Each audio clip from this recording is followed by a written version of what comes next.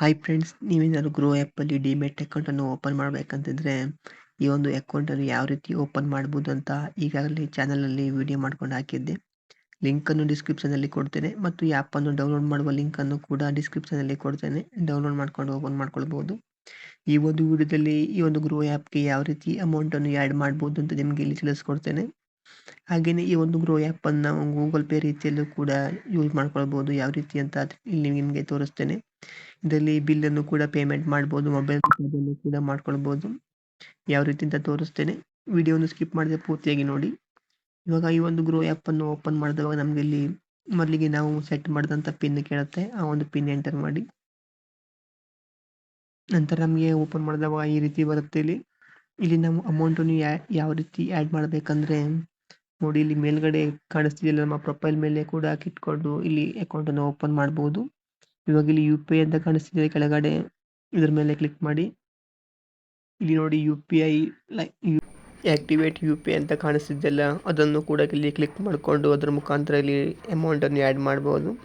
ಹಾಗೆಯೇ ಇಲ್ಲಿ ನಮ್ಮ ಕಾಂಟ್ಯಾಕ್ಟ್ ಇರ್ತಾರಲ್ಲ, ಅವರು ಕೂಡ ನಾವು ಇಲ್ಲಿ ನೋಡಿ ಪೇ ಎನಿ ಒಂದು ಕಾಣಿಸ್ತಿದೆಯಲ್ಲ, ಇದ್ರ ಮೂಲಕ ಪೇ ಮಾಡ್ಬೋದು. ಮತ್ತು ನಾವು ಇಲ್ಲಿ ಕೆಳಗಡೆ ನೋಡ್ಬೋದು, ಇಲ್ಲಿ ಬಿಲ್ಲನ್ನು ಕೂಡ ಪೇಮೆಂಟ್ ಮಾಡ್ಕೊಳ್ಬೋದು.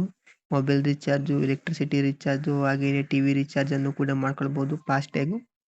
ಅದಕ್ಕೆಲ್ಲ ಕೂಡ ನಾವು ಇಲ್ಲಿ ರಿಚಾರ್ಜನ್ನು ಮಾಡ್ಕೊಳ್ಬೋದು. ಹಾಗೆಯೇ UPI ಮೂಲಕ ಕೂಡ ನಾವು ಇಲ್ಲಿ ಟ್ರಾನ್ಸ್ಫರನ್ನು ಕೂಡ ಮಾಡ್ಕೊಳ್ಬೋದು ಬೇರೆ ಅಕೌಂಟ್ಗೂ ಕೂಡ. ನೋಡಿ, ಇಲ್ಲಿ ಮೇಲ್ಗಡೆ ಸ್ಕ್ಯಾನರ್ ಕಾಣಿಸ್ತಿದೆಯಲ್ಲ, QR ಕೋಡ್ ರೀತಿಯಲ್ಲಿ. ಈ ಒಂದು QR ಕೋಡನ್ನು ಕ್ಲಿಕ್ ಮಾಡಿದಾಗ ನಮಗೆ ಇಲ್ಲಿ ಈ ರೀತಿ ಕಾಣಿಸುತ್ತೆ ಸ್ಕ್ಯಾನರು. ಇದರಿಂದ ನಾವು ಬೇರೆಯೊಬ್ಬರಿಗೂ ಕೂಡ ಇಲ್ಲಿ ಸ್ಕ್ಯಾನರ್ನ ಮೂಲಕ ಪೇಮೆಂಟನ್ನು ಕೂಡ ಮಾಡ್ಕೊಳ್ಬೋದು.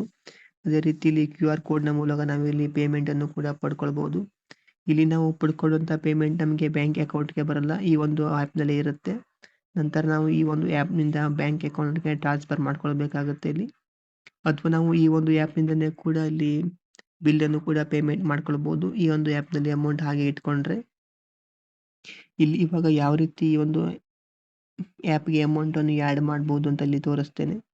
ಇಲ್ಲಿ ಪ್ರೊಫೈಲಿಂದ ಕೂಡ ಕ್ಲಿಕ್ ಮಾಡಿಕೊಂಡು ನೋಡಿ, ಇಲ್ಲಿ ಅಮೌಂಟ್ ಮೇಲೆ ಆ್ಯಡ್ ಮಾಡ್ಕೊಳ್ಬೋದು. ಆ್ಯಡ್ ಮನಿ ಅಂತಿದೆಯಲ್ಲ, ಅದ್ರ ಮೇಲೆ ಕ್ಲಿಕ್ ಮಾಡಿಕೊಂಡು, ಅಥವಾ ನಾವಿಲ್ಲಿ ಆಕ್ಟಿವೇಟ್ UPI ಅಂತ ಕಾಣಿಸ್ತಿದೆಯಲ್ಲ, ಅದ್ರ ಮೇಲೆ ಕ್ಲಿಕ್ ಮಾಡಿಕೊಂಡು ಕೂಡ ಇಲ್ಲಿ ಆಕ್ಟಿವೇಟ್ ಮಾಡ್ಬೋದು.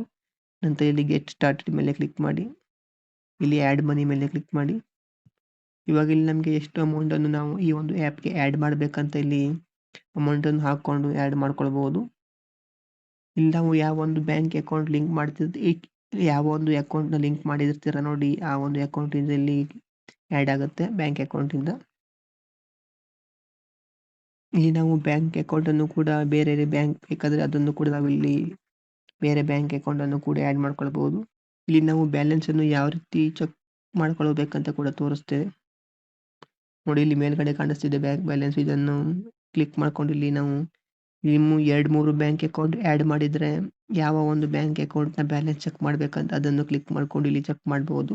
ಅಥವಾ ನೀವು ಬೇರೆ ಬ್ಯಾಂಕ್ ಅಕೌಂಟನ್ನು ಆ್ಯಡ್ ಮಾಡೋದಿದ್ರೆ ಇಲ್ಲಿ ಆ್ಯಡ್ ನ್ಯೂ ಅಂತ ಅದರ ಮೇಲೆ ಕ್ಲಿಕ್ ಮಾಡಿಕೊಂಡು ಬ್ಯಾಂಕ್ ಅಕೌಂಟನ್ನು ಆ್ಯಡ್ ಮಾಡ್ಕೊಳ್ಬೋದು.